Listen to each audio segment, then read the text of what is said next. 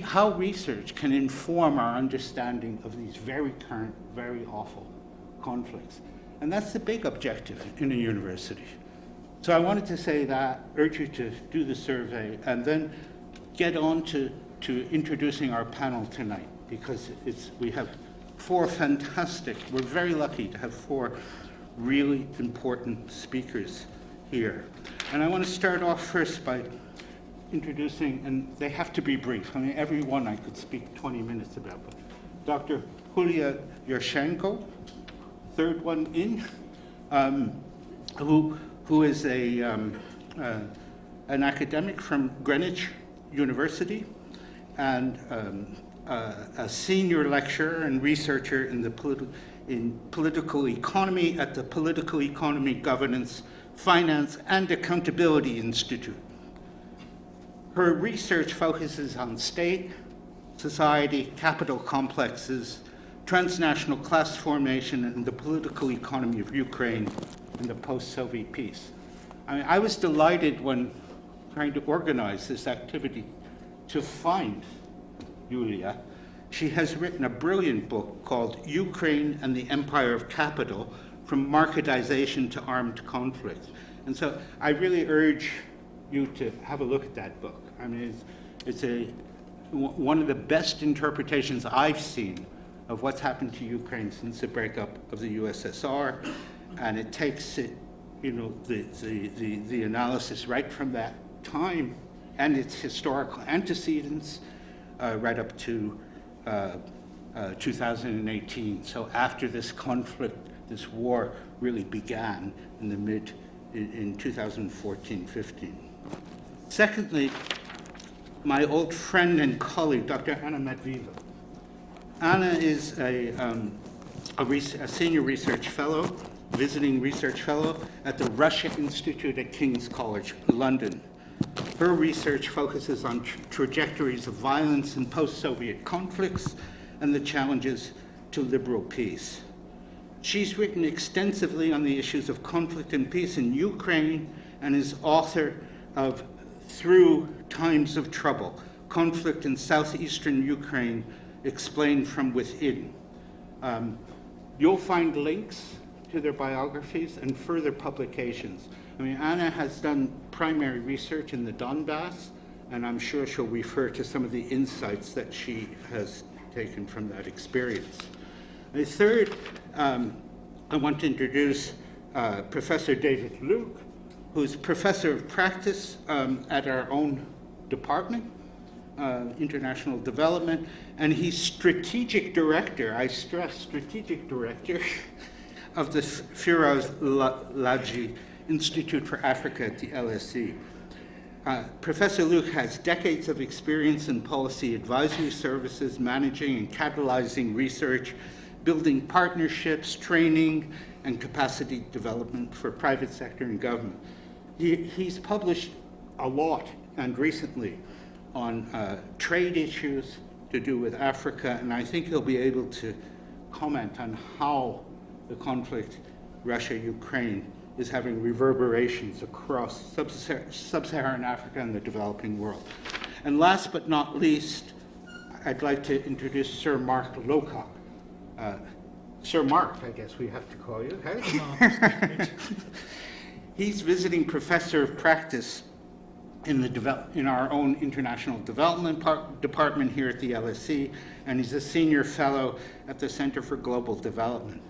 Sir Mark, has a very long career in DFID. I think we first met years ago. And from 2011 to 2017, he was the permanent secretary of the UK Department for International Development. That makes you one of the near last permanent secretaries before that department was debunked. He's now he's written all sorts of interesting things. Google him. He has a long experience interacting with issues of international conflict and international development. He's right now involved in writing a history of DFID. I even heard him interviewing Claire Schwartz just before the talk began. So we couldn't have four more authoritative figures to engage in the discussion tonight. And we're going to do this in a little bit unusual way. Usually you have a panel, and you say, okay, each person has 10 minutes to speak. So I made all the speakers very nervous to say, no, I'm not going to do that. Instead, I want to ask questions. And we're going to try to get through our agenda as much as we can.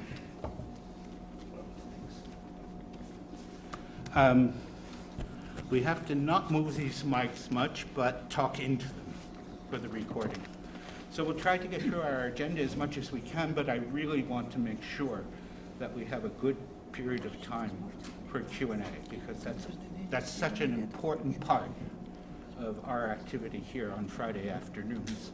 So I'll make sure there's at least 45 minutes for the Q&A. So to kick off this discussion, I thought we really can't talk about the global impact of the war, etc., without having some idea of where it's at.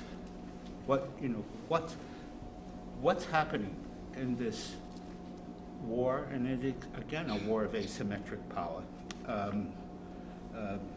in Russia and in Ukraine, and what is sort of trajectories? What trajectories exist for reaching any sort of peace?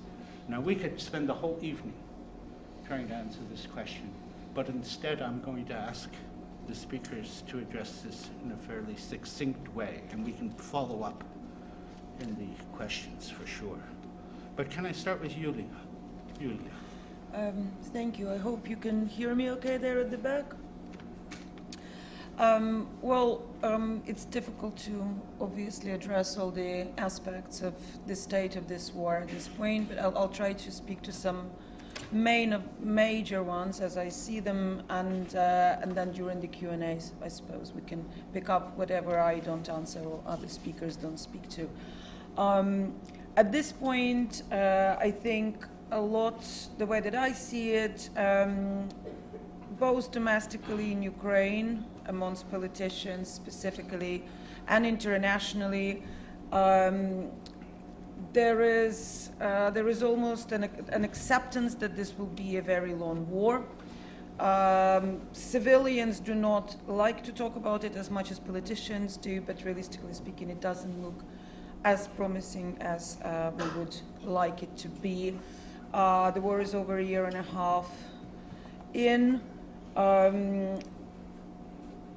The resources on each side are draining. Armies are exhausted, but there seems to be no end in sight.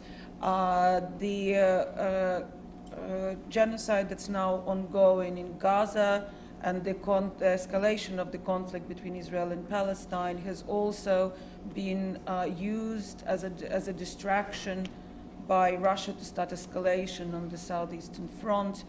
The confrontations along the front line are really grueling. The armies are quite exhausted, and the count of victims is extremely high. Ukraine doesn't publish its military losses for strategic reasons. So we are looking at a long war. How long, we do not know. It's also hybrid warfare, and I'm happy to speak to some aspects of that later during the Q&A. The economy is extremely, by now, dependent on foreign aid and loans. It was already one of the most indebted countries when the war started, and I document it in my work widely if anybody wants to look at how that happened.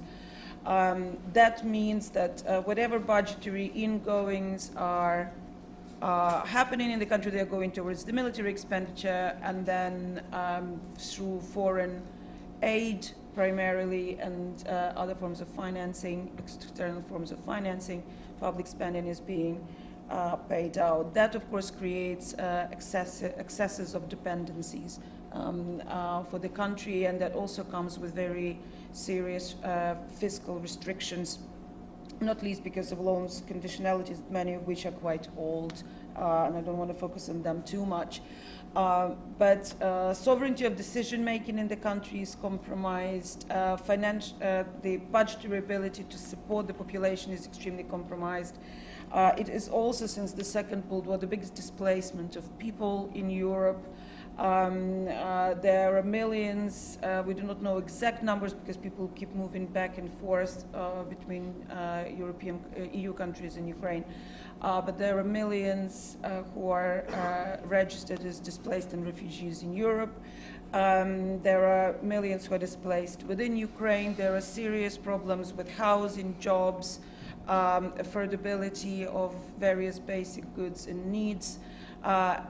Problems in the army, but specifically amongst the civilian population, increased impoverishment and feminization of poverty happening in Ukraine.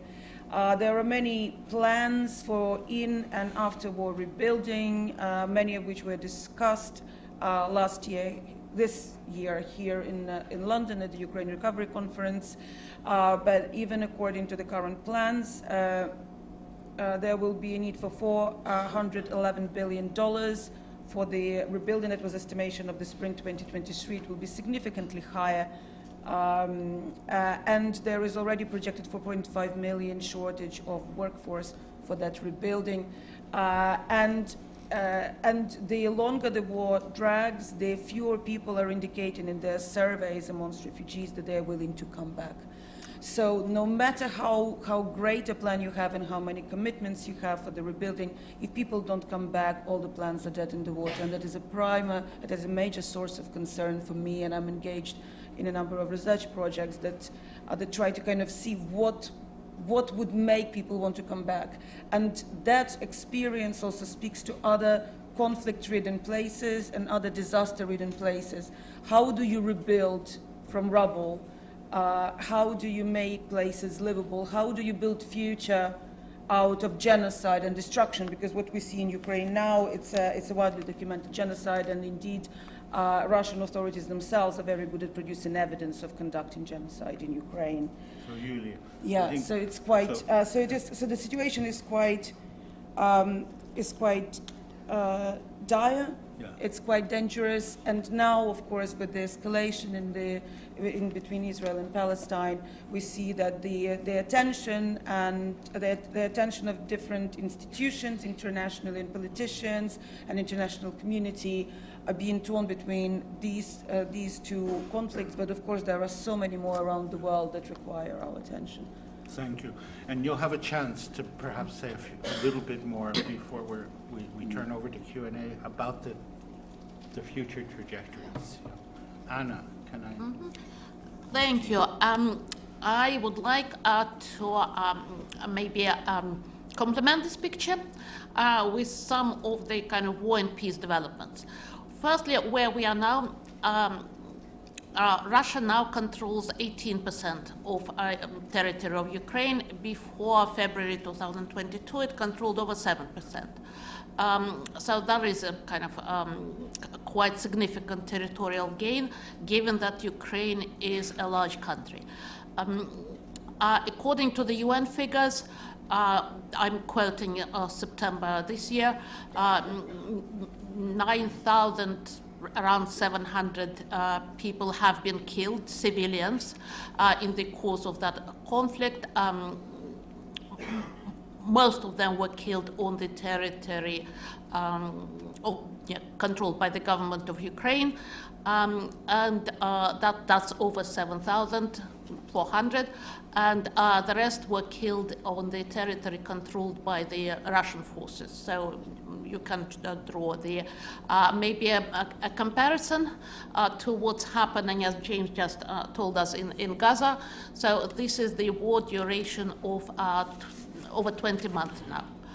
Military figures, as Yuliya just said, certainly the sides talk about casualties on the other side. They do not want to talk about their own casualties. That's quite understandable. And the other figure is that about 3 million Ukrainian citizens became refugees in Russia. That figure fluctuates because when people apply for citizenship, they stop being refugees.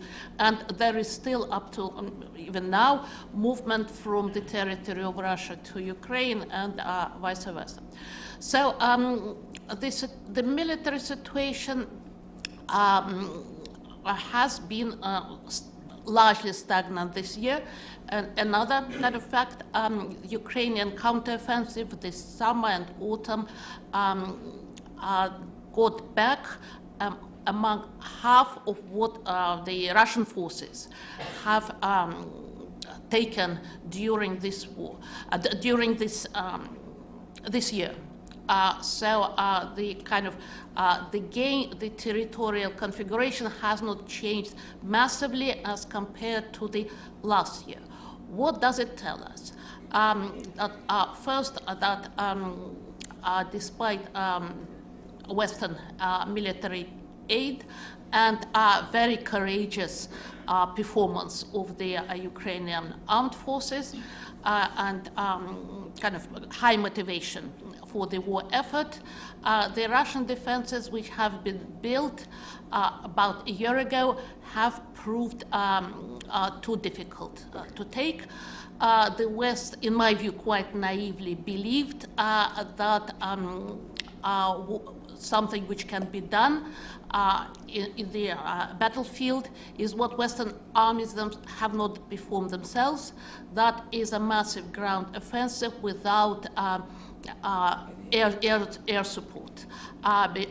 In this war, aviation hardly played any role because both sides, Russia and Ukraine, have considerable air defenses, which means that air power, on which Western armies relied in operations in places like Iraq and Afghanistan, have been largely redundant. So we're in a scenario of a major conventional warfare, which entails heavy losses and, of course, minefields, which have to be, in the end, crossed on foot and military vehicles. My concern is peace. I am very unpopular with this theme because they believe in the military solution means that talking about peace is not very prominent. I have written about it. Policy impact of researchers, I think, is James's comment is probably very minuscule. But I think that some important junctions for peace have been lost. One was in March 22, when Russian offensive, the Russian initial offensive did not go according to the plan. Russian leadership has been taken aback by the strength of Ukrainian mobilization, but also by the weakness of its own military strategy and armed forces.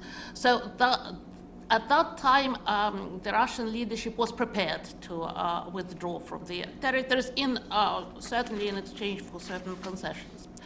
And negotiations started, and Israel and Turkey, to the credit of their leaderships, have played very important roles at the time when mediation was needed. That peace effort did not go anywhere.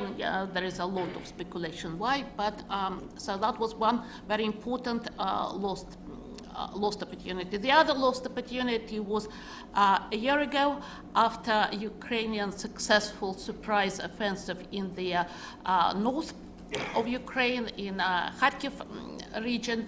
Again, Russian leadership was taken by surprise, and maybe less than at the beginning, but still it was quite an important setback. I would say that that's the time when Ukrainian negotiation position could have been probably at its utmost strength. Since then, I would say that in the war of attrition, Russia started to gain an upper hand just because it has greater capacity. and it also has greater resources, greater population, and largely managed to learn lessons from the last year's disasters, and now it's more on the upward trajectory.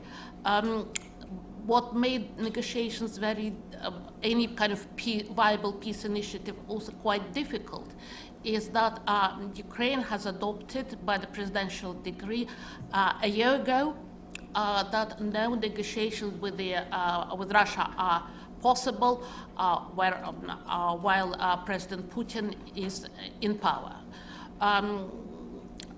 which means that negotiations cannot be held with the Russian leadership.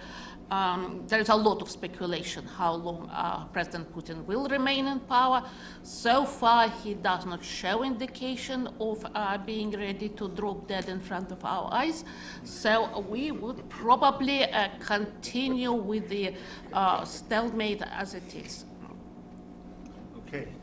Thank you, Anna. A very complex question, dealt with very succinctly. We'll come back, like I said, Your schooling, James. to future possibilities. Mark, I want you in a moment, a little bit later, to speak more about the global impact of this. But from your own vantage point about peace, what's your assessment of the trajectories going forward? Well, I think we've had a brilliant overview from both Yuliya and Anna of the main things. I would make a couple of points, if I may, 3 points possibly. Firstly, I think it's underappreciated how well Ukraine has done in protecting civilians. Despite the huge barrage of Russian missiles and so on that we've seen and the atrocities we've seen, they're horrific numbers in terms of number of civilian lives lost. But the last very difficult problem I was closely engaged with when I was responsible for humanitarian affairs at the UN was the civil war in northern Ethiopia, where 700,000, mostly civilians, lost their lives following an invasion by Eritrea and the deployment of Ethiopia's national army in Tigray. And so it shouldn't go without mention how well Ukraine has done, relatively speaking, in protecting civilians compared with northern Ethiopia or Syria or other places. The second observation I would make, which gets to your question on trajectory, is I think that what we need to see is, in parallel, a focus on reconstruction but also sustaining the economy of Ukraine. Those two things will need to be done together, because I, like you, think this is going to last much longer than people would like it to last. And I think a significant area for improvement of European support for Ukraine, by which I mean not just the EU but also non-EU members of the European continent, including the UK, including others as well, would be much greater predictability and volume and change composition of economic support for Ukraine.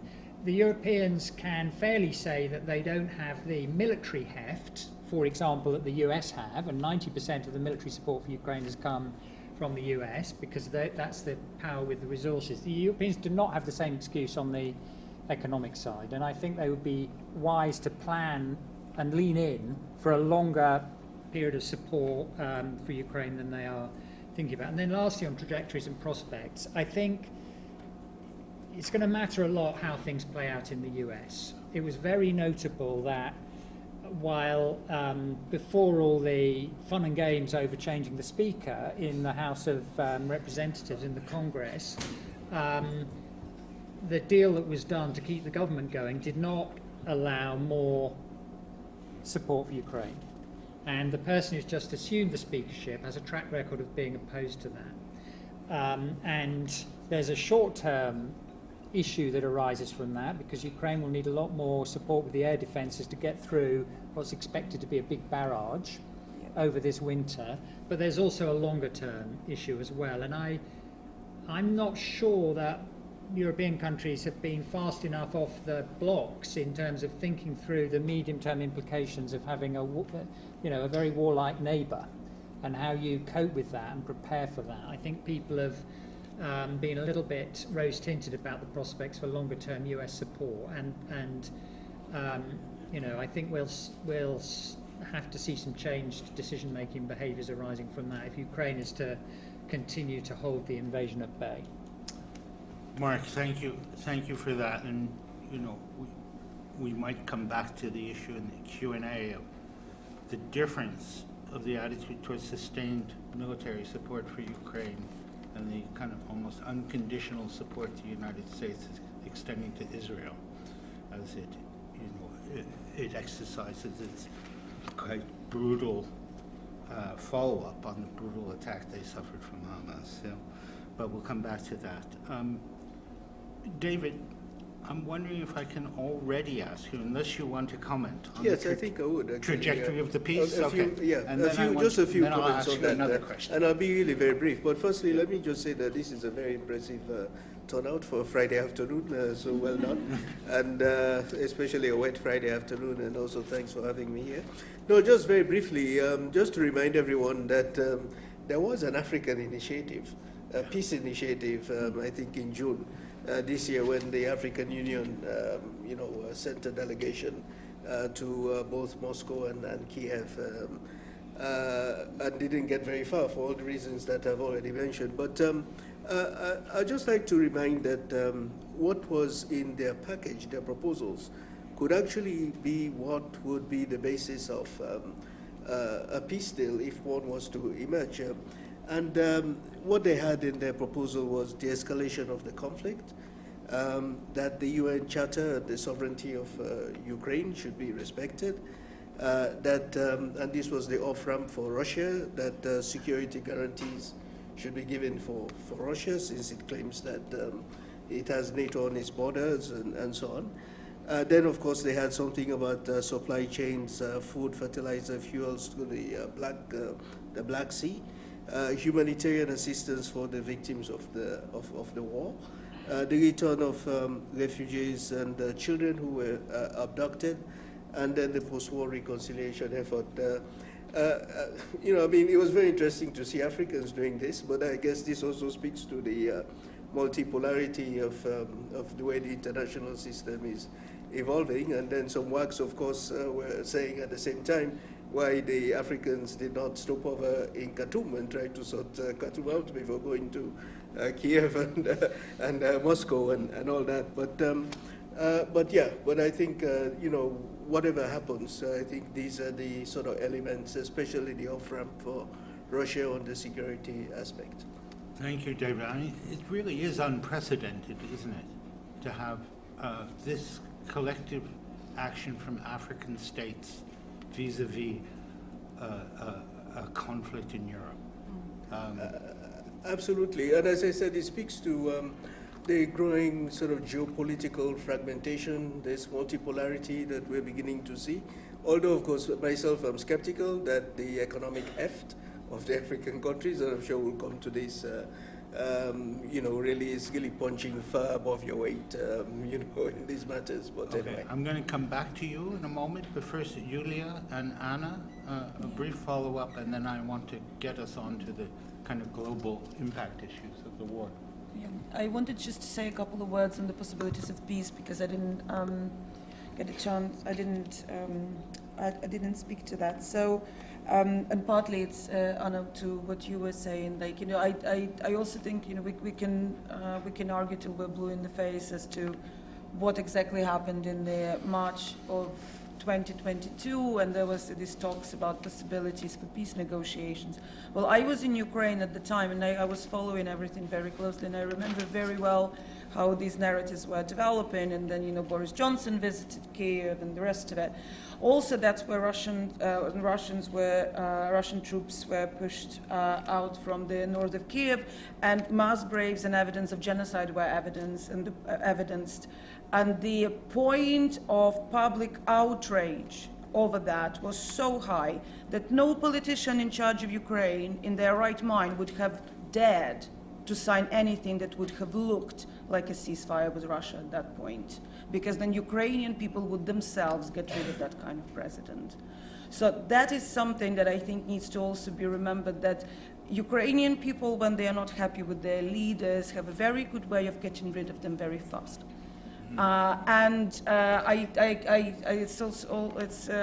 joke about it a bit that finally Ukrainians have leaders who are actually representing the popular will, and that is Zelensky actually refusing to accept any peace deal that doesn't include Russians leaving Ukrainian constitutional borders.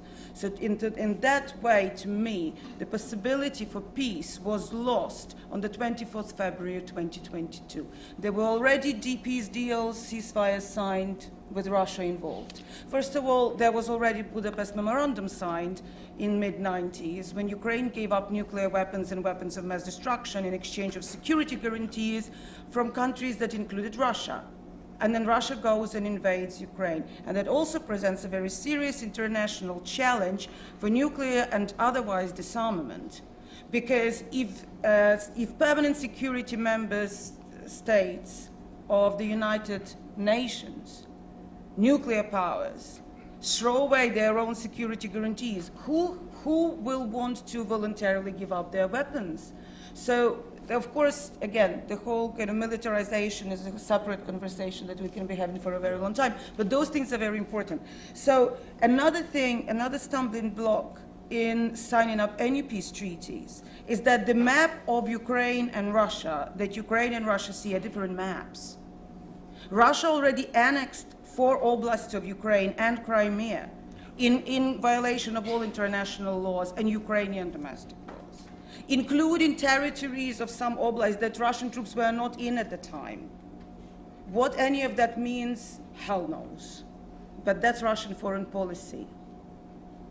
And what would need to happen domestically in Russia for Russia to say, well, we're giving up those oblasts, now they're Ukraine? This is for people who specialize in Russia to answer to, because like you know that stuff better than I do. Like there can be some sort of reverence discursive that they could go into, but this is not something that you can step away very easily.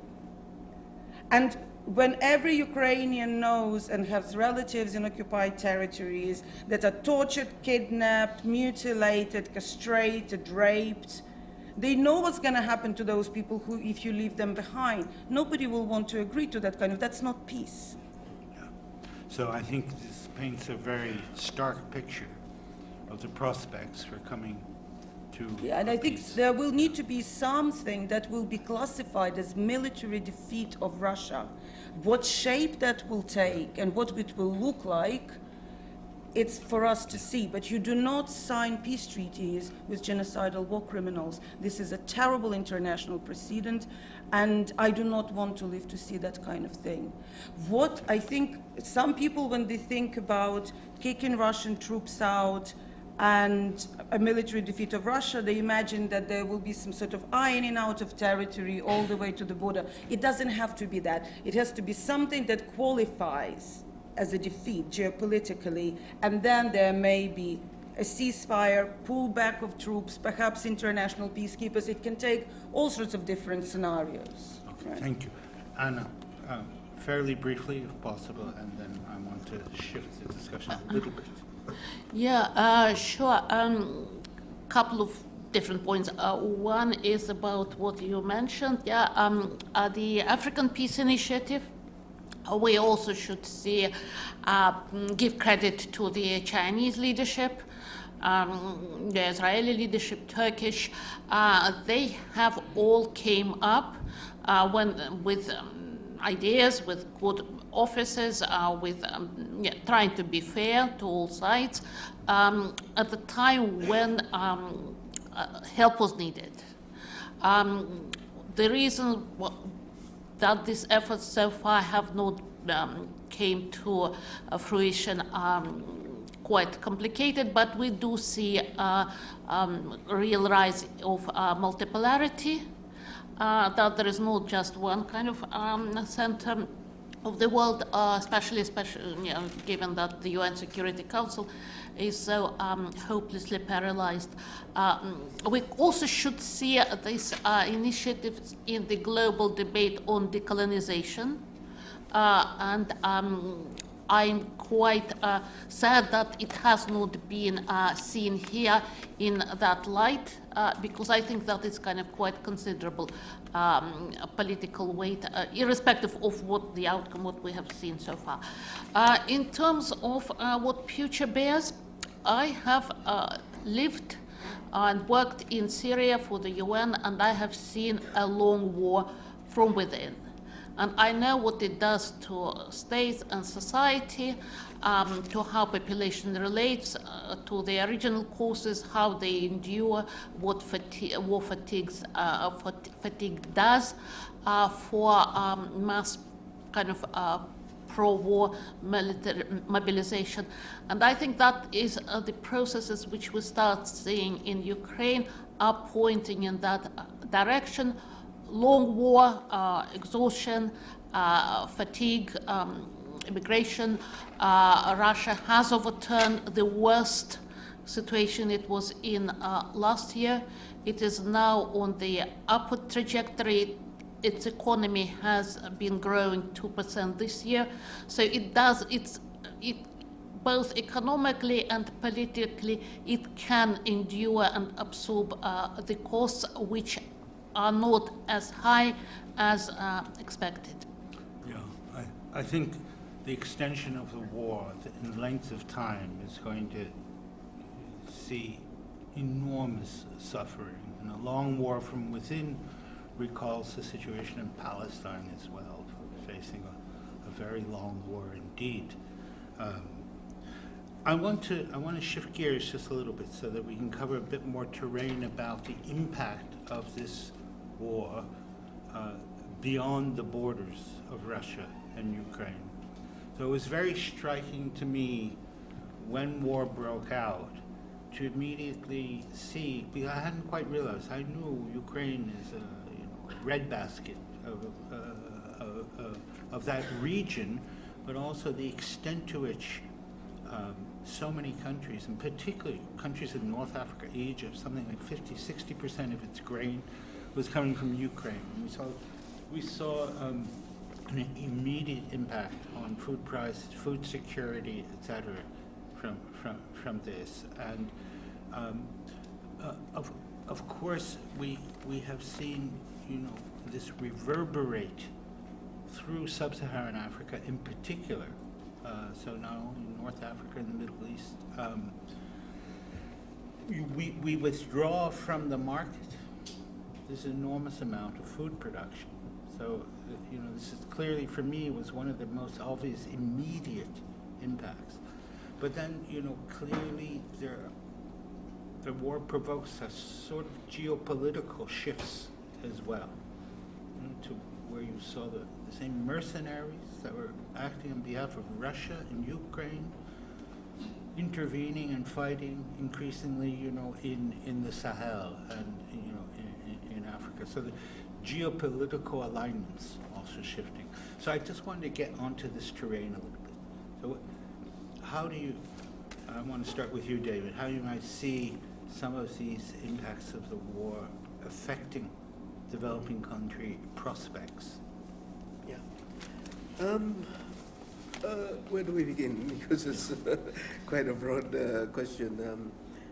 Firstly, let me sort of approach this from an African perspective. And I think the first thing that we saw in the UN General Assembly votes is that the African countries themselves were quite split. I think about 48% of them voted in favor of the resolution condemning the Russian invasion. So that was the majority. I think about another 35, close to 40% abstained.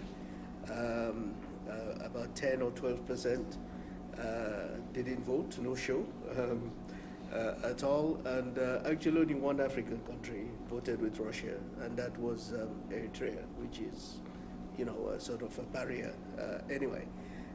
Then there was another vote a few weeks later on Russia's membership of the UN Human Rights Council, and that vote from the Africans mirrored more or less what we saw in the General Assembly. So very clearly, For the Africans, this principle of or inviolability of international borders is very important, and that that's only makes sense because as new states themselves don't want to see their borders being invaded and so on. But as we've already mentioned, we're seeing this multipolarity, and so we're seeing all these actors wanting to step into this to see how they could exercise their own interests in relation to the food security aspect. And here, I'm actually right now doing some research on Africa's food security, and one of the surprising findings is that contrary to what is portrayed in the media, the impact on Africa has not been that much. That's because the trade flows are small. And let me sort of break this down. Firstly, there was already a post-pandemic surge in prices. As we all know, the inflationary surge, the monetary tightening, and all that in sort of 2021, 22. But then when you look at the FAO Food Price Index for March 2022, there was a spike. About 10 basis points on the spike, I think from about 133 points to about 143 points. So very dramatic impact. And if you look at the trajectory of the index throughout this century, since 2000, which I've looked at, there were only two other spikes, but which were not as high as what we saw in March 2022, and that was in 2007 to 8, the financial crisis, and then also in 2011 when there was a surge in commodity prices, which had to do with Chinese demand and so on. So very clearly the war had an impact. Now, in terms of the trade flows with the African countries, as you've mentioned already, James, it was mainly North African countries like Egypt, the Horn of Africa, and Eastern Africa to some extent. And this had to do with wheat, barley, sunflower oil, where they sort of imports from both Ukraine and Russia. But the quantities are relatively small because these the imports are quite diversified for these products. Also, they're getting these products from places like the US, Canada, even parts of Europe and so on. And this, if you think about it, Africans eat rice throughout the continent, which is not produced by these countries. And also in West Africa, there is huge consumption of yam and cassava. Because, since I'm working on food security, I've broken down the sort of basic foods. In East Africa, it's mainly maize, and imports are from places like the US, for the deficits. And even I looked again even at beer production, which uses barley. In Africa, it's mostly sorghum that is now used. So contrary to what one sees in the media, it's not been as dramatic, but of course, the food price hikes and these places that have been affected and so on, it has impacted them. And that's what, of course, led to the Black Sea Grain Initiative, which, as we know, was negotiated by Turkey in July 2022, I think it was. And then, of course, Russia has pulled out of it about 12 months later, did not allow it to be renewed and so on. And this also was one of the issues that the Africans were pursuing when they launched their peace initiative. I'm going to come back to you about the more geopolitical impact in relationship to Africa. But Mark, first, before Anna, I know that you did some work on the food crisis. So I agree with what David has said. I would add just a few points. I mean, firstly, it was a real problem when Ukrainian grain markets were closed that lots of UN agencies had contracts to buy Ukrainian grain, WFP in particular, to provide in famine or famine risk contexts. That was a huge problem, and it was solved by two things basically. Firstly, the Black Sea Grain Initiative, which allowed some of the grain out, but secondly, the putting on the table of $5 billion by Samantha Power from the US Agency for International Development, because the price had gone up, getting the grain was more expensive. There was a clear and present danger of a famine, which is the most extreme form of a humanitarian crisis in a small number of countries, in Somalia, in South Sudan, in Yemen, potentially in Afghanistan. And there was a man-made, in my opinion, I mean, I've been quoted publicly on this, much to the annoyance of some of my friends in the relevant government. There was effectively a man-made famine in northern Ethiopia already playing out, not because of this, but because of the war. So that intervention did prevent what would have been a very stark, extreme tragedy, the like of which we've largely got rid of in the human condition in the 21st century. So it was important that happened. But I do agree with you that otherwise people broadly cope quite well. And of course, the other thing the Black Sea Grain Initiative did was buy time for there to be substitution away from Ukrainian grain. In 2021, Ukraine produced 86 million tons of grain, mostly wheat and maize. In 2022, because of the war, it was down to 64 million. But this year, the best projections I've seen are more like 35 or so. And that is not having a massive effect on markets because there's been substitution elsewhere, including, I'm afraid to say, ironically, higher Russian levels of production and export, and also in some of Ukraine's western neighbours, where there's now this tension that's emerged between Polish farmers and Ukrainian farmers, which is an unfortunate dimension of what's happened. I think otherwise, on the geopolitics, my own view is not so much that many countries in the developing world have changed their view. It's just that their views have been crystallized and have been clearer to lots of Western countries who frankly were not paying enough attention to how many of these countries felt about how things were playing out. And that goes back to failures in the pandemic, especially, both on the vaccine side, but also an atrocious failure to provide economic support in the course of the pandemic in the way that had been done during the course of the 2008-9 financial crisis, where people have forgotten now, but in February 2009, Gordon Brown convened the G20, was able to generate $1 trillion, which did ease the impact of the financial crisis. It's by far the best crisis in terms of how they've coped that developing countries have been through. And the atrocious failure to do that during the pandemic, together with other things, meant that when the invasion happened, the starting point for many countries the West thought they could rely on was not what the West had believed. I think that's really important because we see much deeper underlying transformations going on. Not even to mention, a greater role of China and sub-Saharan Africa and other parts of the developing world, Latin American countries, etc. First, Anna, I know you wanted to come back on this. Just very briefly, I think that what Mark has already has alluded to is, yes, we cannot take European politics out of the grain deal because it's not only about Ukrainian grain, it's also about Russian grain and how much they can or cannot export and where. But Black Sea is not the only route by which Ukrainian grain can reach markets. There are land routes. One land route is through Eastern Europe, countries of the European Union, Poland, Slovakia, on the western borders of Ukraine. The other route is via Belarus. These routes have proved very complicated, mainly for political reasons, to do with the countries on Ukraine's borders, because they do produce a lot of grain themselves. Their inputs are higher price, so their production costs more.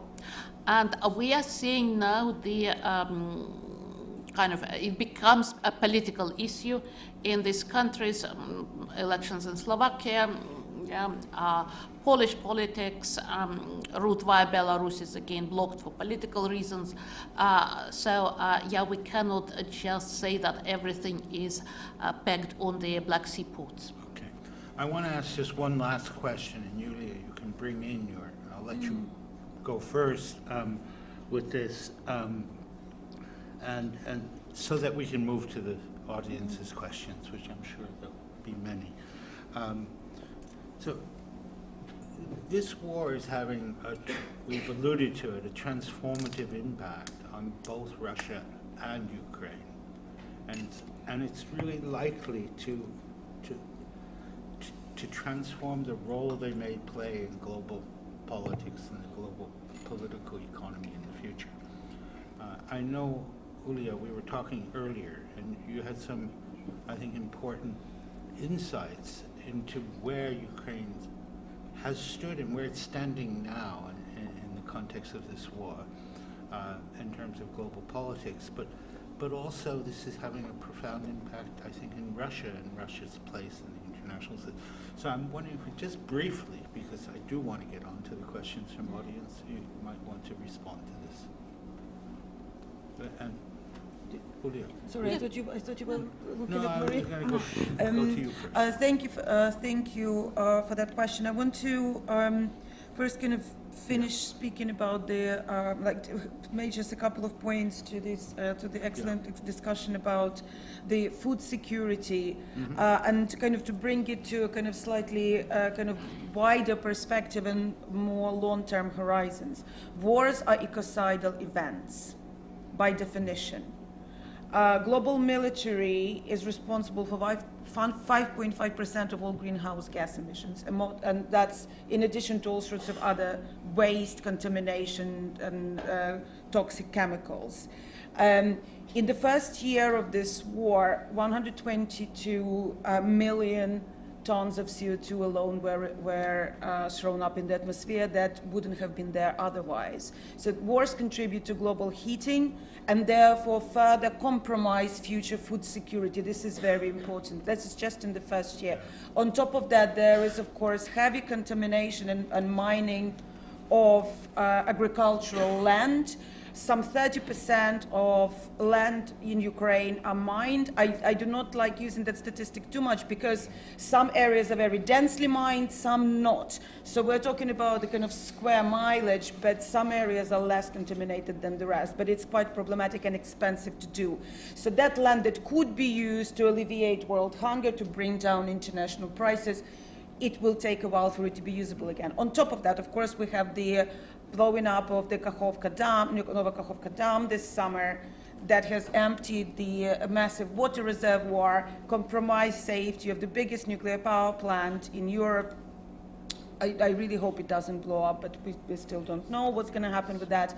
But also what it does, it changes water tables, right? There is ecocidal damage from that, but if we're talking specifically food security, it changes water tables in the whole region, and that is in the region that is the most fertile and abundant, right? So there are still effects for us to see of that effect. And again, also war isn't over. There is ongoing contamination, and Ukraine also is not the only war. So the more wars we have, the faster we're bringing our own extinction date. In terms of the place of Ukraine and the whole region and the world politics, I think this, I'll try to be brief here. The longer the war goes on, and I've already documented this in my previous work, that since Ukraine became independent, and is this also kind of a sign of a number of other quote-unquote post-Soviet states. Some people don't like the terminology anymore, but I think it is still relevant to, specifically in academic discussions. A lot of those states have suffered de-development through all sorts of barrage of issues that were associated with transition to market that we can discuss in Q&A should you be interested. And of course, financial crisis, then one war and now another, have further exacerbated these situations in Ukrainian case specifically, but in other countries to different extents. And that some Ukrainian scholars talk about Ukraine as being the northernmost country of Global South. And in that sense, economically and socioeconomically speaking, Ukraine is most similar to Latin American and African countries, some of them at the very least, than some in Ukraine may like to think. That also hurts me to accept that a lot of socioeconomic advantages and developmental achievements that existed have been rolled back. And this is something that Ukraine is not if we're talking specifically about neoliberal reforms, Ukraine has not been there's not been completely unique, and we're now sitting in London, it's in UK, that cannot regulate its water companies to stop them from dumping sewage in freshwater resources. So from successes of post-war rebuilding, post-Second World War rebuilding, we're looking at a case where the state is failing to regulate basic public safety. Right? So when UK government is advising Ukrainian, I'm really worried, to be entirely honest with you. There are a lot of excellent things that British government has done for Ukraine, and I will always be grateful for Boris Johnson being really scared of losing his office in England and trying to play Churchill in the Ukrainian case, because Ukraine really benefited from that. He really riled up support for Ukraine when the war started, and Americans were sitting on their hands with armed supplies at the time. But overall, like, you know, the war has really weakened Ukrainian economic situation. It has now created a lot of problems and kind of thrown back the kind of diplomatic achievements that Russia had, and I think you can speak to that way more than I can. But it is there are a lot of complications, shall we say, is the most English way I can put it, that have come out of this horrendous escalation that will be there with us for decades to come. Yuliya, thank you very much. I'm going to, I promised that we have 45 minutes, so we have only a couple of minutes before that 45 minutes has to start for Q&A. So maybe just really briefly, if you want to say something about the prospects more widely internationally for especially perhaps for Russia and the... Well, I thought the question was also about domestic situation a bit. I think it's quite, We'll come back during Q&A, yeah, I'm sure. I think but I think it's quite important. I will try to be a woman of few words and make 2 points. One domestically, situation in Russia has stabilized, and maybe paradoxically, the identification with the kind of Russian state has grown. Last year, we had quite a lot of people leaving Russia, either escaping mobilization or being anti-war, or feeling that Russia would go, the economy would go to dogs. That didn't happen, so now there is a return back to Russia, especially of kind of young professionals who started feeling that job prospects and general living standards for them are better in Russia than abroad, and the fear of mobilization is not as acute. Also, we have millions of people now involved in grassroots campaign of help our boys at the front. This is not organized by the state. That's purely kind of a grassroots initiative, especially women's groups. Civil society in action, maybe not what the West thought Russian civil society would be, but there is a lot of grassroots action in that kind of helping our guys, not necessarily meaning that these people support the war. And internationally, developments show that Russia is not as isolated as the West has hoped for.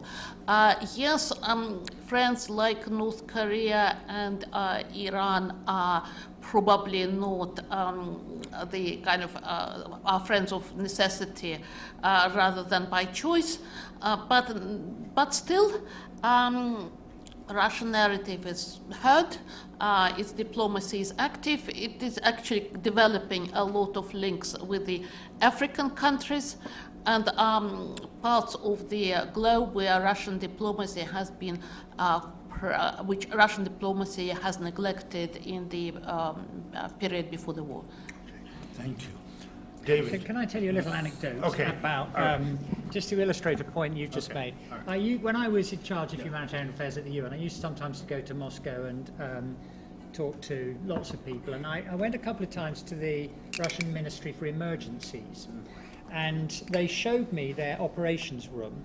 and it's a room which has the biggest set of screens on the wall that I've ever seen anywhere, and it's got this amazing set of benches of people on in white leather chairs and all very high tech. It looks like something out of James Bond, this room. And these chairs are all occupied by particular emergency specialists, because the job of this outfit is to respond to all sorts of emergencies and disasters. So they've got the infrastructure specialists, they've got the power specialists, the telecoms people, they've got the chemicals people in case there's some kind of fire. And then, so they described all these desks and who sat where to me. And then there were two spaces that they hadn't described. So I said, so who sits in these two chairs? And the answer was, well, in one chair sits the communication specialists, and in the other chair sits the psychologist. And the message was, understanding and managing public opinion is the most important thing in any emergency. And one thing we know about President Putin is that he is brilliant at doing those things. And that is why public opinion, in the way you've described it, is as it is. Okay, I'm going to give David the last word here. Yes, before I'll be brief. I'll just take Anna on this question of how far Russia is making gains with the African countries. If you recall, there was the Russian Africa Summit in July, I think it was. 17 African leaders showed up.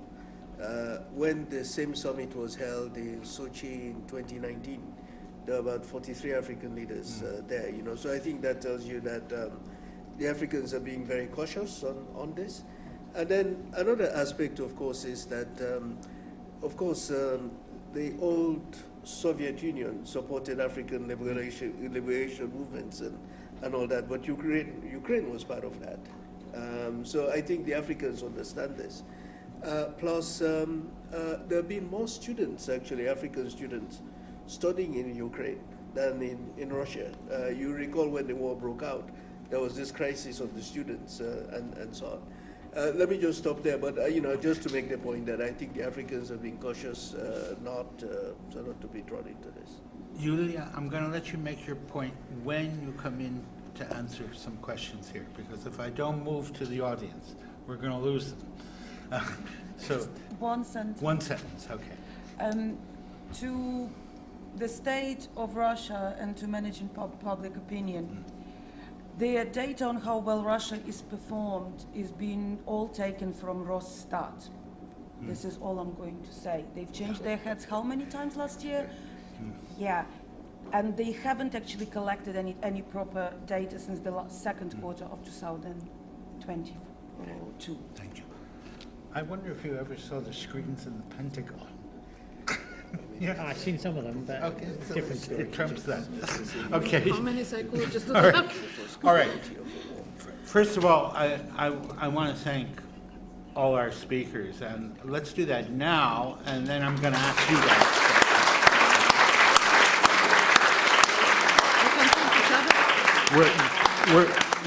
We're going to do this again and thank them again when we're finished. But now I really would like to open up to your questions, and I'm going to propose that we take sort of three at a time. So if you could take note, our panelists, of the questions. You don't have to answer every question. And the briefer we are with questions, and only one question, please. Not the first question, the second question. One question, please, and I'll come back to you if we have time. And our speakers will try to be concise as well.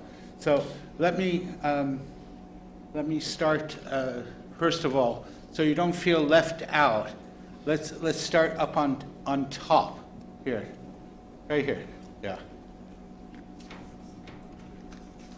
Hi, my name's Oliver. I was wondering, what impact does this war have on security concerns between China and Taiwan? China and Taiwan. Impact. Okay, down here. I saw.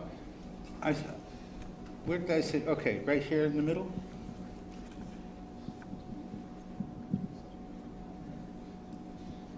Thank you so much. I forgot who mentioned it, but someone pointed to the fact that the U.S. has been a main driver of military aid in Ukraine.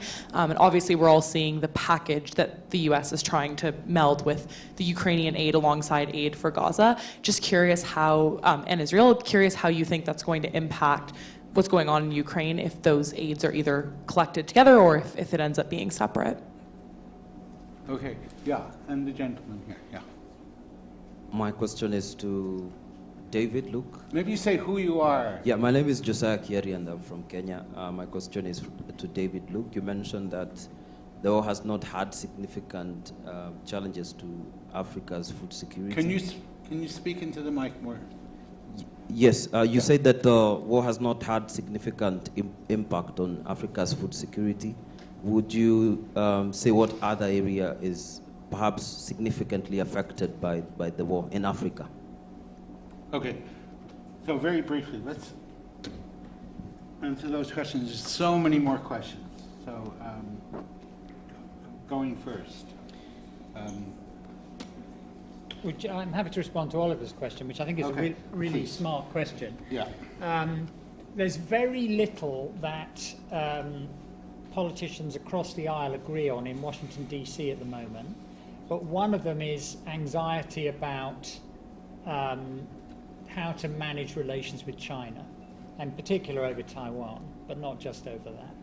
And one way to understand the actually very high levels of US support for Ukraine is in that context, because one line of thinking you hear, and I've heard this from Obama administration officials, from G.W. Bush administration officials, from Trump officials, and from Biden officials, is it would be very bad news in respect of our concerns over Taiwan if Russia have an easy victory in Ukraine.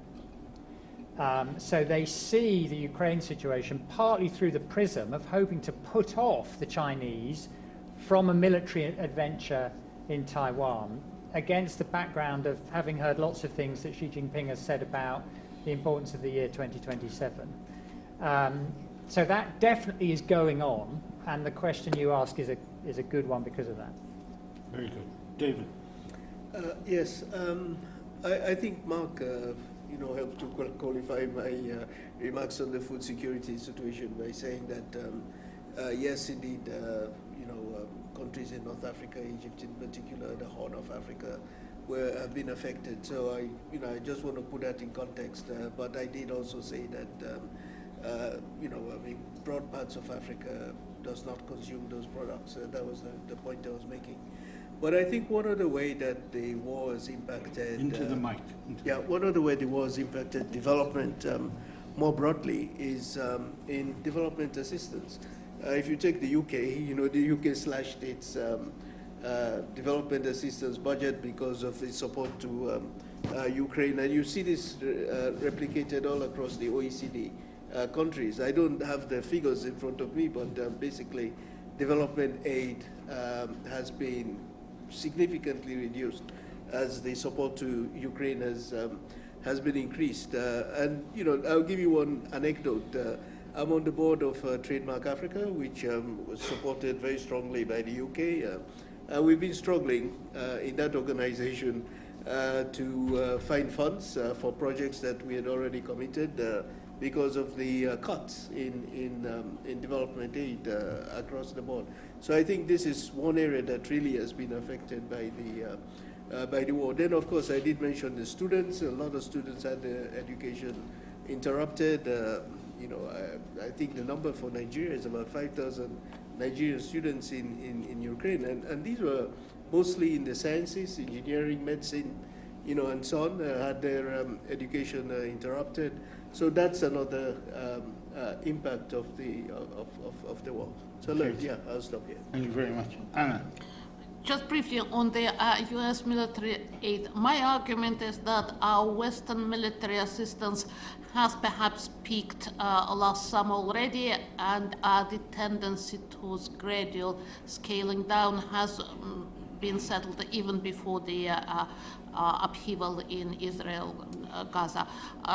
So what's happening now with Israel just kind of accelerate the trend which has been already there. That doesn't mean that the aid would stop. But the scaling down, step by step, would be likely. Syria is also a good example. So we will see what happened under Obama, then Trump, and it's kind of on the kind of decline trajectory. Yuliya.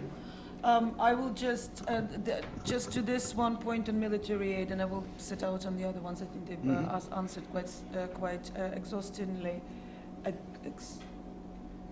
I do not know what I did with that word. I do not see U.S. military aid to Ukraine stopping. And I think it's important to look to previous conflicts for potential clues. But for complicated and for all sorts of different reasons unfair, for good and bad reasons unfair situation, Ukraine is in the middle of Europe. And allowing that to escalate, to be annihilated as easily and turn a blind eye to it as easily as it is to turn to Syria is not quite an option for the European Union.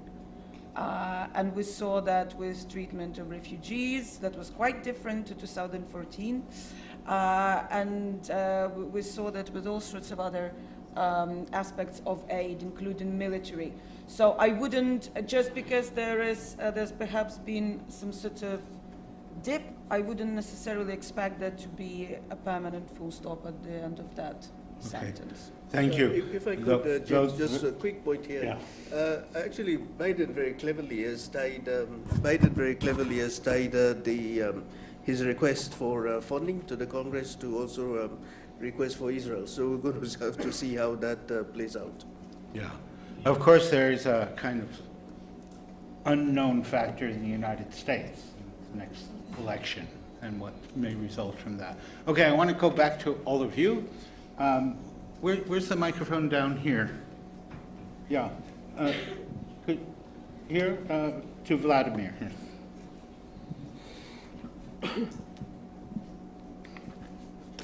Hello everyone, my name is Vladimir, and my question is, what obstacles do multinational corporations pose, like Lockheed Martin, who is interested in benefiting from supplying weapons, oil companies who are benefiting from rising oil prices, and large food monopolies who are also interested in privatizing, for example, some resources which Ukraine possesses? I'm going to exercise Laura's discretion of getting a gender balance. So. Hello, my name is Riwa. I'm from Lebanon. My question is about how do you see the Russian-Ukrainian war on the global security scale in terms of increased aggressions in Azerbaijan, Nagorno-Karabakh, and the rise of the far-right governments and policies? And just to reflect on his, how do you see also the global impact on oil prices and energy markets? Thank you. And can we have right here in front? Hello, my name is Miriam. To kind of piggyback off of the question regarding the $100 billion aid package from the United States, I think part of Biden's messaging domestically is that the war in Russia and the war in Israel and Palestine are connected in terms of America's strategic interests and also kind of the America's enemies. And so I'm interested to hear your insights on what a potential expansion of the war in the Middle East would mean for the war in Ukraine. Okay, thank you. I'm going to go to the panel. Yeah. Who wants to go first? Mark. Well, thank you, James. At least I get to choose which question to answer. Yes. First. So there's a very good set of questions. Vladimir, the unpleasant truth is there's always money in wars. And one of the tricky things public policy officials and governments have to do is try to contain that. And I'm not an expert on exactly what businesses are doing what, but everyone can see what's happened in energy markets. looks to me as though this winter will be less frenetic and difficult than last winter was in energy markets, which will hold down the extreme levels of profit some of those businesses are making. The arms industry is making a killing. And by the way, people are not paying enough attention to the scale up in a sustained way of Russia's domestic arms industry. Ukraine is trying to do that as well, but Russia, of course, has so many more resources. So that whole area you talk about would justify more attention being paid to it. I think that quite a lot of the other conflicts we've seen, you mentioned Nagorno-Karabakh, we talked about northern Ethiopia, James mentioned the Sahel earlier. Quite a lot of those sorts of conflicts are best understood as a symptom, really, of our current geopolitics, that we're past an era where the deterrent provided by the possibility or probability of big powers intervening is very strong. And that has meant that lots of people have been willing to have a go or to dare to do things that in the past they might not have done. And I'm not optimistic that we're going to get out of this new era very quickly. It's a complicating factor of the modern world that we live in, I think. Thank you for that depressing outlook. Yeah, Anne. Well, yes, thank you. Just briefly, in the answer to your question, we have seen a notable rise in violence during this year in places which we thought were, frankly speaking, quite dormant. Yeah, you mentioned Nagorno-Karabakh, Armenia, Azerbaijan. Yeah, forceful change of the territory. We are seeing a tense situation in Kosovo, Serbia. Again, that has been seen as kind of largely scaling down. Israel regarded Gaza as something which does not present an acute military threat. That's why the reaction. Now, as we see the tide of violence on the rise, we're also seeing a possibility of domino effect, much greater. Middle East, you know it better than I do, I think. And we also can see that the international mechanisms are becoming quite paralyzed.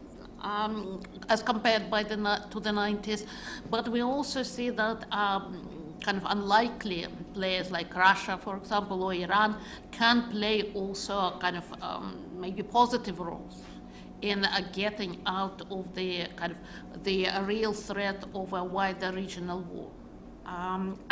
U.S. politics, it's a phenomenally exciting subject, but certainly we are going to have elections next year. Yeah, and for Democrats and Biden especially, his people do not want Ukraine to become a stick with which Republicans are going to beat him up. So, so some kind of wrapping up of this issue would be very beneficial for Biden's campaign. Okay, thank you. Yuliya.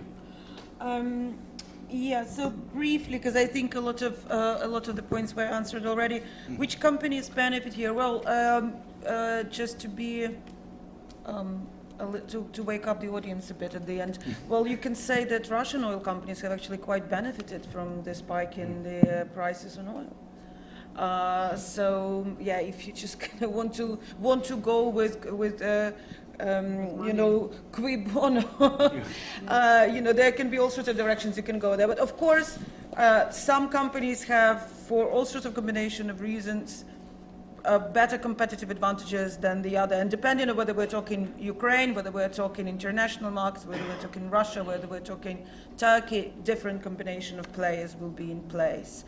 So, I think depending on, again, which region we pick up, which market and which commodities and at what time, there will be different beneficiaries. But just like with vaccine, just because pharmaceuticals are making money of it, it doesn't mean they started the thing. Just kind of to leave that there. In terms of escalation in the Middle East, I also think that potential engagement of large powers and it is spilling over into too many parties can function as quite a deterrent. It's up for us to see. I'm keeping my fingers crossed because, like many other people, I expect I do not want that to become more worse than what it already is. I don't think it's also in the strategic interest of Israel to escalate it any much further, because there is only so much turning of a blind eye that the United States can do to what is being done in terms of civilian casualties and attacks towards Palestinians. I just wanted to say, like, because we're all researchers and students and scholars here, I think, Maria, you made an important point about dormant areas that people didn't expect to kind of erupt. This is something that needs to indicate to us that there is no such thing as permanently frozen conflicts and dormant areas. They can always erupt at any point. And if we are thinking about planning for peace and thinking about peaceful resolutions of any conflict, unless there is some sort of transitional justice and also socioeconomic justice that's being done in the process, there is always preconditions for future eruption that is there, just kind of as a broader theme. And when too many things start giving way at the same time, more those who are doubtful feel like this is the time to start doing something. So Thank you. I hope some lessons are learned from Thank you. it. David? I'll pass. I think Okay, much has been said. let's go back to the more audience to get some more questions. Yes. Rafael Jean Sultanov, I am an LSE alum. Thank you for such an insightful discussion. I wanted to ask this We question. can't hear you. Yeah, it's hard Yeah, to... Rafael Jean Sultanov, an LSE alum. Thank you for such an insightful discussion. Quick question. So Germany is in a recession. UK is hovering around a recession. There is US is facing one of the highest budget deficits. How will these events affect the support of Ukraine despite their willingness to support the country long term? Thank you. Okay, largely about the U.S. budget deficit. Who do we have up here? Yeah, here.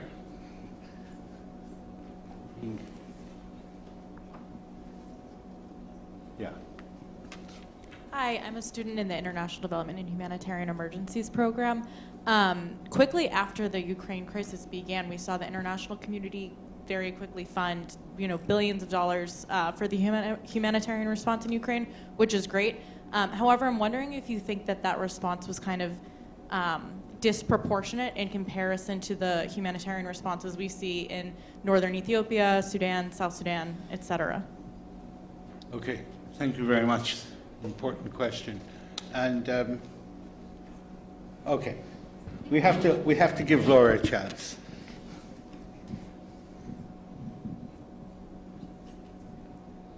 Thank you. My question is for Yuliya and Anna. I wanted to ask, when it comes one day to negotiation, what do you think are like the kind of red lines on both sides, and what are the kind of more bending lines that might be a difficult thing to accept but might one day be surpassed? And I would like to know that in Russian domestic politics and Ukrainian domestic politics. James, could I add to that? Yes. The mic, please. Claire. Because you're predicting a long war, and we can all see the arguments for that. On the other hand, there's also exhaustion and killing and suffering, which leads me to think a frozen conflict is quite a likely thing, not resolving it, not a proper peace, but sort of running down. And I'd just like to comment on that. Okay. Thank you very much, Claire. All right. I'm going to go back to the panel. If you're fairly concise, we may have room for another round of questions. You want to go first? Can I ask the name of the person who asked about the impact on the wider humanity? Mary, great. So partly because it's a great question, partly because I'm involved with teaching on your course, I'm going to give you the 200-page answer to your question in the book I published last year. But the if you'll need thank you, Claire. Claire reviewed it, so if you come down afterwards. So you draw attention to a huge contextual problem, which is that because the causes of humanitarian problems globally conflict, climate change, COVID have been mounting, the system's come under huge stress, and the gap between needs and funds available have been growing. And one thing that's happened with the Ukraine crisis is the decision makers, which are mostly public officials in Western and some Middle Eastern countries, when they're deciding which crisis to respond to, they're like 7-year-olds on a football pitch. They all run after the same thing. And what that means is Ukraine is a crisis which had massive funding, taking money away from other things at the beginning of last year. So it's not just the gap has got bigger, the distribution has got worse as well. And we need to find ways of getting that talked about more, particularly in public, because that is how we will redress that problem. David, do you want to? The only thing I'll add to that is that some have pointed out also the imbalance in how refugees, asylum seekers are treated. People coming from other places other than Ukraine have had a more difficult time getting their claims heard and so on compared with Ukraine. I would also just point out that Russia very mischievously has allowed, certainly in the case of Africans, to come to Russia visa-free, no visas or whatever, to sort of show up this issue. But that has also been one way that this has played out. Okay, we have the red lines that Laura asked about in Claire's issue around frozen conflict. So let me turn to Anna and then Yuliya. Yeah, but also briefly to the question on the kind of how much Western societies would be prepared to bear the costs of assistance to Ukraine. That very much depends on how much it is a matter of electoral politics. We are going to have the year 2024. There will be quite a lot of important elections in various countries, including in Europe. In this country, in the United Kingdom, Ukraine issue is not an issue for electoral politics, but in a number of other countries it is. So that, and Western politicians, of course, have to be sensitive to what societies and the electorate feels and how they subsequently are going to vote. On the acceptable compromises, I think it is, of course, a moving target because what seemed to be acceptable in March 2022 is now quite a long way. So now, and I'm not, well, okay, let's take Putin out of the picture. Let's put kind of more attractive, younger, English-speaking guy in the driving seat, more likely a guy rather than a lady, and think, okay, what I can or cannot do. And one thing which is fairly obvious that Russia would not be able to give up all the territories of Ukraine as it emerged in 1991. No Russian politician would give up Crimea. It would be, some territories would certainly can be returned, but some kind of territorial acquisition in one form or another would probably be, would have to be part of the deal from the Russian side. If they manage to take more of the territory, which I don't think that is the current plan, but things can change. I think now the strategy is really defensive and maybe improving the battlefield configuration rather than looking at kind of major gains. But that also can change. If there will be a sense we can do it, there may be another major attempt on another major offensive. So that's part of the deal. I think what Russia would be prepared to give, well, it would not be called reparations, but some kind of compensation package to Ukraine. That would be possibly a part of the deal, you know, free gas for another 50 years, something like this. So that's where kind of it is. Also, yeah, within the elite, many in the elite want to wrap it up. It is hurting business, it's hurting economy. They want to have a lifting of some sanctions and better relations with the West. But society can bear the cost, and that's where we are. Okay, thank you. Yuliya. Sorry. Right, so I'll just combine the support for Ukraine with the red lines and potential frozen conflict. I don't think Russia is interested in this conflict being frozen. Now there is Ukraine, so I doubt that it will become necessarily that. Of course, a lot of that depends on, again, the world population to fight, arms supplies, and dozens of other factors. Ukrainians do not want to give up. Of course, everybody gets tired of the war, but Ukrainians are fighting for their own land and their own people. It's one thing to be tired as a Russian conscript, and that's another thing to be tired as a father of children who are behind your back in their house. So those are quite different things, right?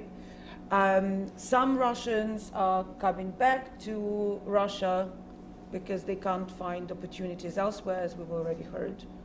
I wouldn't necessarily interpret that as an indication of people seeing a great life in Russia. Like, there are many Ukrainians who are coming back to Ukraine from Europe as well, because it's more familiar, it's convenient to them, even though they live with air raid sirens and risks of being shelled. Right, so that is the harsh reality of being a citizen of a country that's involved in a war. The red lines for Ukrainians is constitutional borders. Crimea is a matter that is quite of a special case that people don't like to talk about an awful lot because it's a painful matter, not least because, of course, there were ethnic purges and deportations of Crimean Tatars conducted by the Soviets, so as to kind of create the imitation of a Russian-speaking majority on the peninsula.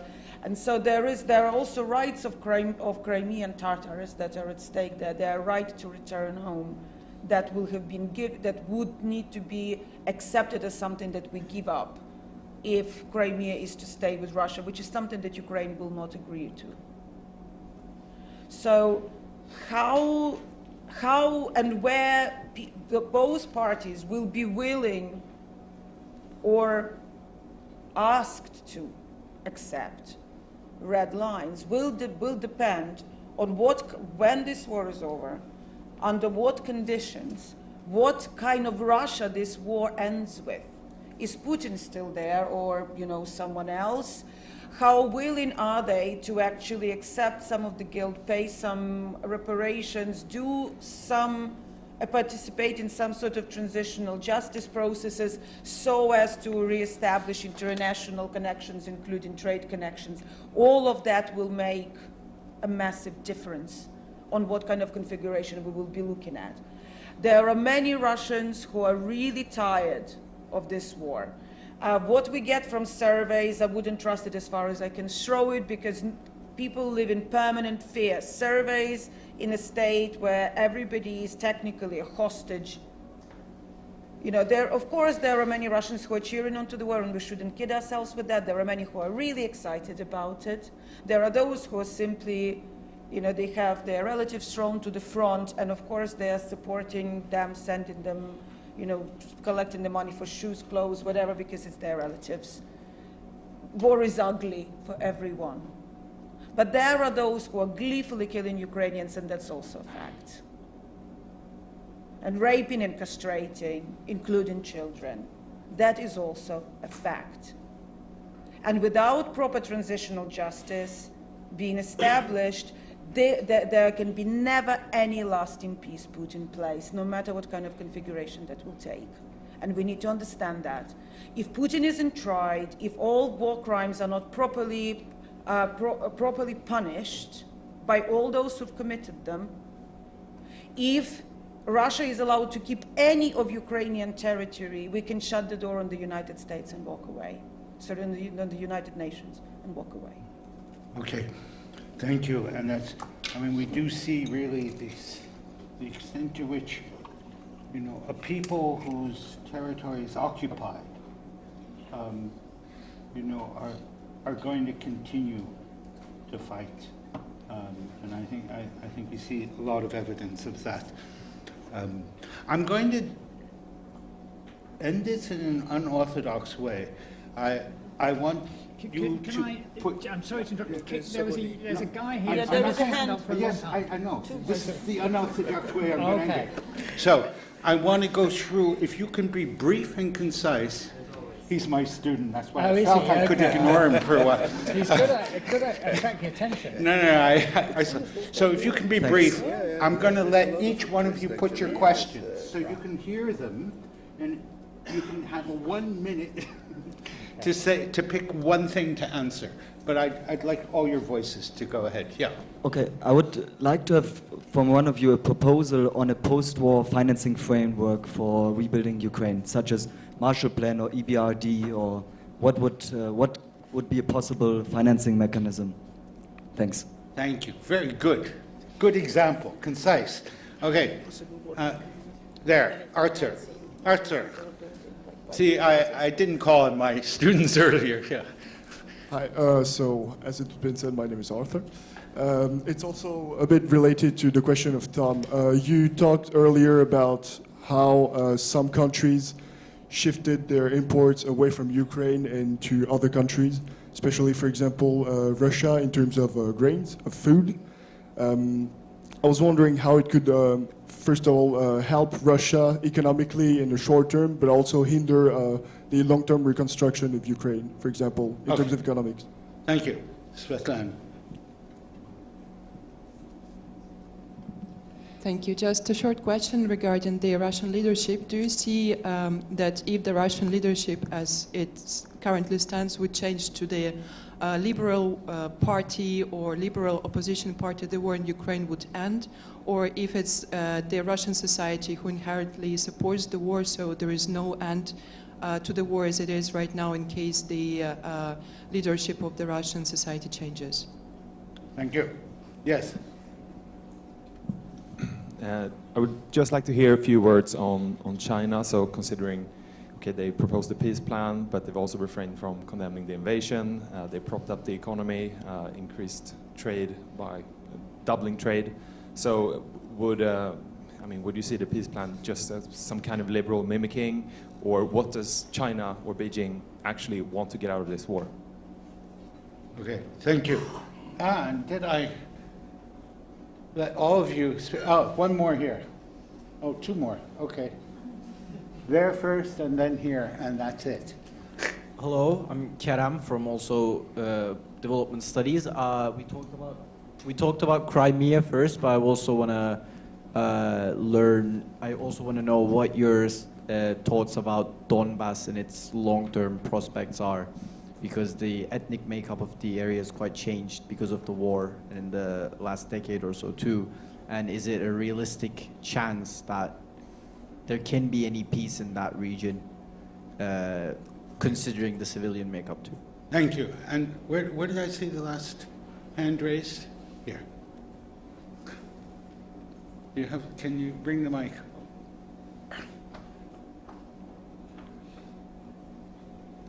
You can choose one thing to answer, and we can continue at the pub over drinks. Yeah. Thank you. My name is Renata, and I'm from Ukraine studying. Sorry, we can't hear you. Into the mic. We can't hear you. Speak directly. Oh, is that better? Oh, yes.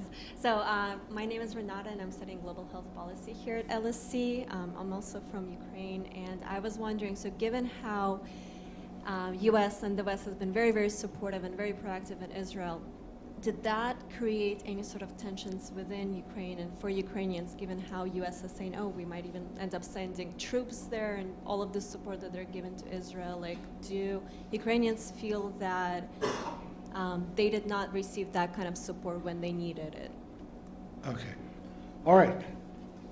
Very brief. You can pick one thing to respond to, each briefly, and then we'll continue afterwards, informally.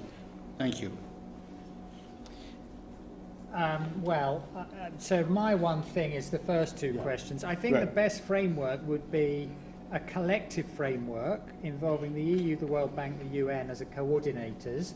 It needs to start before the war ends, actually. It needs to be economic support for reconstruction and sustaining the economy starting from now. And it needs to be much more grant than loan, because I think Ukraine's getting to the point where it can no longer service ever-growing debt. Okay. Thank you. Anna. Well, I think the bar for the ending of the conflict is raised so high that no Russian leadership, however moderate or progressive, would be able to go along with these conditions. So I would say that the prospects are for the continuation of military confrontation, and then after maybe a few years, there will be maybe softening of positions of both sides, but I do not see it with the kind of mutually exclusive demands being pursued. Okay, thank you. Yuliya. Right, so on the first question, this is something I'm involved in a lot. Actually, I'm working on this to work off top of what you already said. Yes, there need to be this coordinated platform, and there are already a lot of commitments, and there is a coordinated platform being developed. On top of that, there has to be lesson taken from Marshall Plan, but also what Ukraine needs is a developmental state. Because without relaxation of fiscal austerity and without a proper coordinated role of the state, especially we do not know when the war is over. Liquidation phase of rebuilding is happening now, and lots is ongoing now. Private investors don't go in war-torn countries. It's through state procurement that a lot of work is being done. So generally, kind of the revision of the role of the state is extremely important, and that is important, and developmental banks as well. And that is also something that we heard about during the World Economic Forum, about re-enlivening of the new international economic order narrative of transforming the role of developmental banks, getting rid of ODS debt that is actually compromising governments' abilities to support basic needs of their population, and kind of like, prioritizing survival on the planet and recovery needs. One thing I'll say about Donbass, because I think it's very important. 2014 war and now current war are different ilks. Ethnic composition, well, a lot of people fled, and like calling those who went to Russia refugees is not strictly speaking correct, because they were forcefully removed people or forced to move. So, for example, relatives of state administrators were put on buses with children a couple of weeks before the invasion started, and shipped to Russia with only passports and small